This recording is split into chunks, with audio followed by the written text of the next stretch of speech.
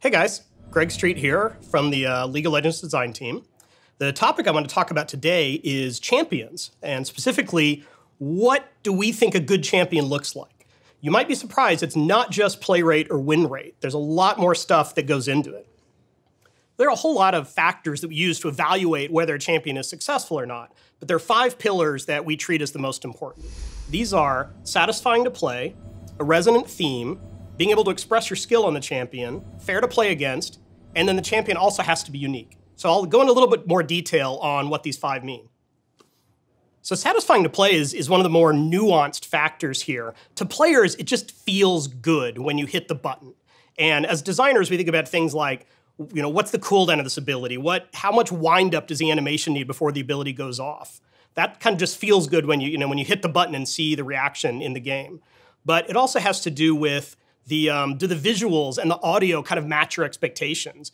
If the ability is supposed to be like a machine gun, does it like fire really kind of rapidly and maybe a little erratically? An example we use a lot is Jinx's Zap. It's a pretty simple ability, but the visuals kind of match your expectations. When you pull it off right, you see damage. It's pretty fast and responsive. We talk about the resonant theme for a champion. This is like, what is their story? Who are they as a person or a non-person, as the case may be? What is their character and how does their gameplay match that? We've recently started thinking about champions in terms of broad play versus deep play. So a broad champion is one that is, lots of players play this champion. Ashe is a great example. Lots and lots of players play these champions with some frequency. So a different axis from broad is depth.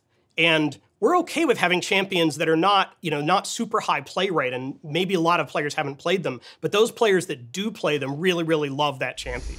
Another good example here is Ivern. We knew Ivern was going to be a weird champion. He plays very differently. His personality is kind of goofy. He doesn't jungle in a conventional way, and that's fine. We suspected that there would be players out there that love Ivern and really enjoy just playing the jungle in a totally different way. Skill expression in terms of gameplay may be the most important pillar. It's not the only one, but League of Legends is a game about skill. And a lot of what we're going for is that we know that getting better at something is very satisfying. It kind of keeps you coming back for more. There are a lot of different ways to express skill. Kind of the classic is the skill shot, right? Instead of just targeting a champion and hitting a button and doing damage, you have to line it up and aim, which means you need to predict your enemy's movements or anticipate them or sometimes even kind of lead them into a trap where you can hit them with the skill shot. Ideally, we like champions that have some mix of both good decision making and game knowledge with the actual, how dexterous am I at clicking around on the map with my mouse. And you consider someone like Zed, there's a lot of lining up the shots, dealing with the angles of yourself in the shadow, and a lot of the timing around when you want to use the different abilities. A counterexample is someone like Xin Zhao, who has these abilities that you generally use as a combo together, the W and Q, but pretty much you always use them together. There's not a lot of decision-making of should I use these abilities together. So we could do all this work on making a good champion and still kind of mess them up if they're not fair. And really, here's where we're talking about the game balance, and usually in relation to, is it fair for the other player, the other team, to deal with your champion? We accomplish this the best when champions have really clear strengths and weaknesses. Ranged champions like Ziggs are very effective at range, but kind of squishy if you can get up close to them. Whereas a juggernaut like Darius is the opposite. He's very, very kiteable, but if he catches you, if he corners you somewhere, there's going to be a lot of hurt coming your way. So the promise of League of Legends is a lot of champions. We have over 130 now, and so we really think it's incumbent that each new champion we add, and even every old champion that we update, is somehow unique. We have a lot of ninjas in League of Legends. We have a lot of dudes with swords. And that's not to say we won't add more, but they have to bring something new. We do spend a lot of effort to make sure that new champions and updated champions really belong to League. They need to fit within Runeterra. They need to make sense inside the game world. Some of the older champions we've made, I'll give an example, Pantheon I pick on a lot because he's kind of a generic Spartan guy. That's not to say there's not room for that in League of Legends, and more recently, we've tried to integrate him a little bit more with the Targon lore. And when we do update him, I'm sure he will keep his basis as a shield and spear fighter. We just like to plan him a little more within League of Legends, something that makes sense when he's fighting alongside, say, Diana, Leona, Aurelian Sol, and other Targon champions. So it might feel like uniqueness is all about the backstory of the champion, but the art plays a really big role in here as well. When you think about all these champions, you need to identify them, very quickly on sight, just by their, often their silhouette. And this could be a challenge with the number of champions, the number of skins we produce. So I gave a few examples as we talked about these 5 pillars, but now I want to go into a little more, drill down a little more detail on certain champions and kind of look at how do they stack up in terms of satisfying gameplay, fairness, uniqueness, and so on. First I want to talk about is Nunu. Nunu is a kid with a Yeti. In terms of satisfying gameplay, I don't think Nunu scores very well here. The abilities themselves feel old. So when I was talking about you pushing the button and seeing a cool animation or seeing unique visual, there's not a ton of that there. He probably gets the closest with his ult, which is a pretty big effect and can really turn the course of a game. So again, I'm not announcing a Nunu update here, but if I was working on it personally, I'd probably try to find a way to preserve the ult while maybe trying to add satisfaction to his other abilities. I think Kled is an example where we delivered a little more on what it means to be mounted.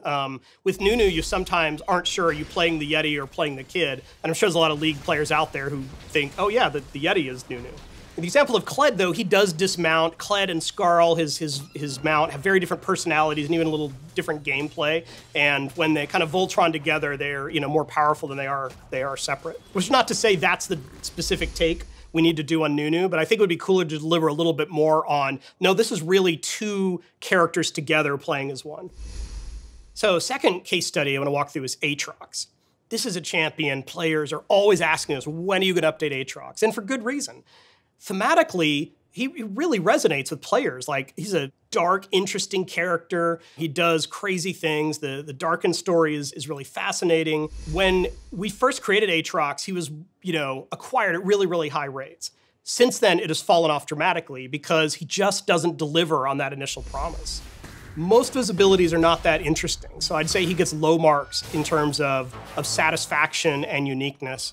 And again, fairness is probably something that we could tune either way, but certainly if he has higher highs and lower lows, that'll give us more knobs and feel like he has more counterplay for the other team.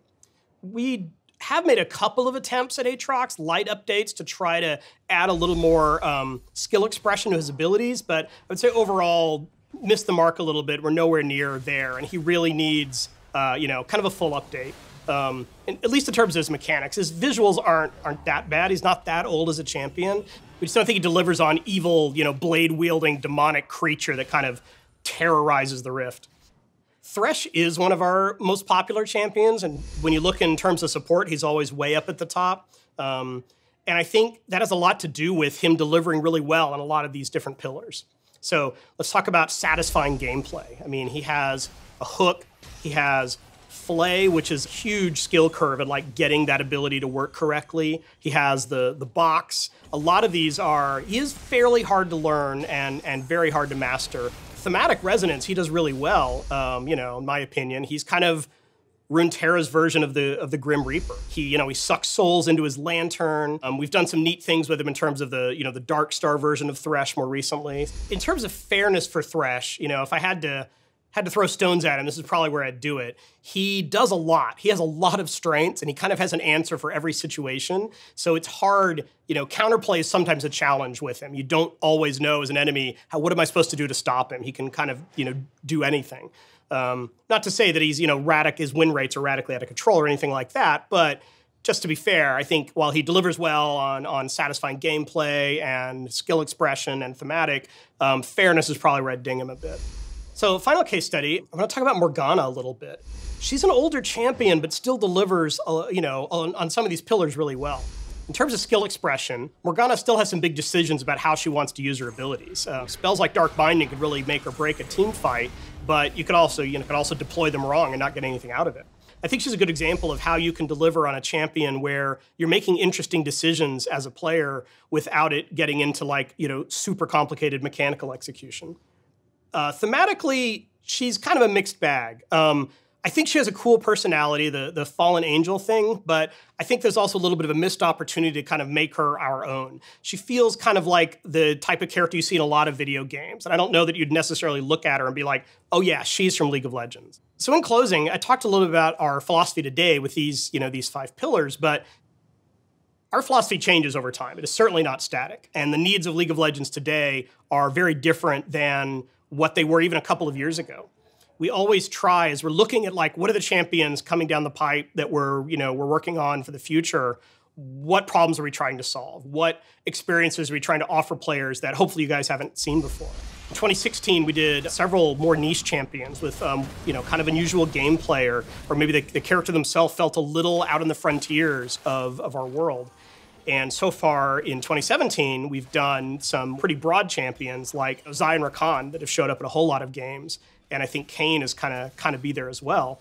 But towards the end of the year, you're going to see a mix of some broad appeal and some very, unique champions with kind of gameplay you've never seen before that we know aren't necessarily going to be appealing to everyone. But we want some players out there to be like, yes, this is my new main. So hopefully this is the beginning of a conversation. We'd love to get your thoughts on what of this resonates with you. Do you think there are pillars that we aren't taking seriously enough, or pillars that we claim are important but we aren't actually delivering on? Please let us know, what your thoughts are on some of the champions I talked about, where opportunities are to add uniqueness that you haven't seen in League of Legends before. And overall, just really appreciate you taking the time to watch. Thanks a lot.